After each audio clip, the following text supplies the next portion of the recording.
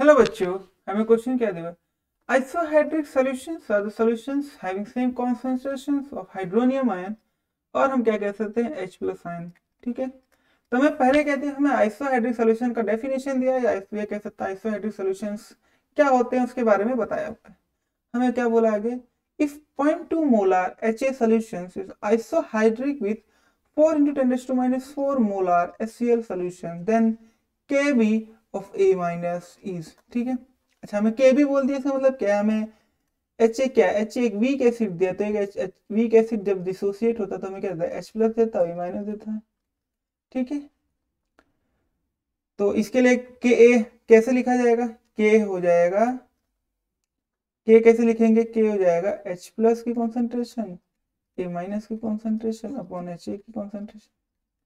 ठीक है, और दूसरा वे के कैलकुलेट करने का क्या होगा? तो इसके लिए हमें सारे कैलकुलेशन में दूसरा एक कैलकुलेशन होता है, हमें पता है जो H प्लस की कॉन्सेंट्रेशन वो होगी, वो क्या होती है? स्क्वायर रूट ऑफ के ए इंटू सी होती है, हमें ये पता है।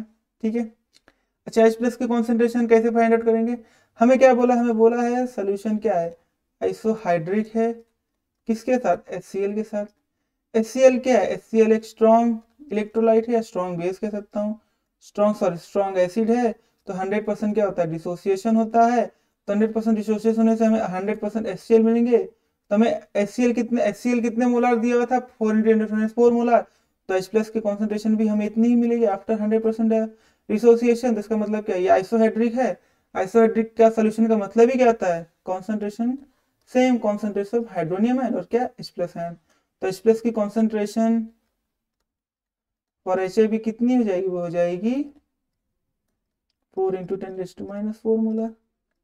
तो H प्लस की कॉन्सेंट्रेशन स्क्वायर रूट ऑफ के इंटू सी होती है। हमें सी कितना दिया? एच का दिया है 0.2, हमें के फाइंड आउट करना है 0.2 कितना है? 4 × 10⁻⁴।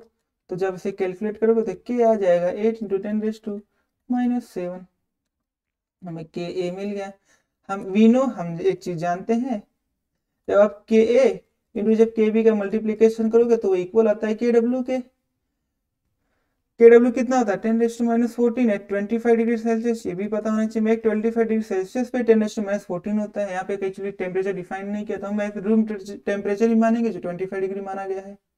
के डब्ल्यू कितना होता है? के कितना दिया हमें?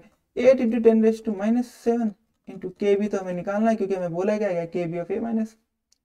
तो के बी कितना जाएगा? के बी जाएगा 10⁻⁴ अपॉन 8 × 10⁻⁷। ऐसे कैलकुलेट किया तो आएगी 0.125 10⁻⁷।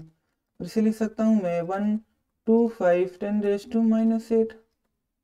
तो के बी कितना जाएगा? के बी आ जाएगा 1.25 10⁻⁸। वो किसके साथ मैच करा? हमारे ऑप्शन बी के साथ मैच करा। इसका मतलब हमारा सही आंसर क्या जाएगा? Option B. I hope you understood very well. Thank you and best of luck.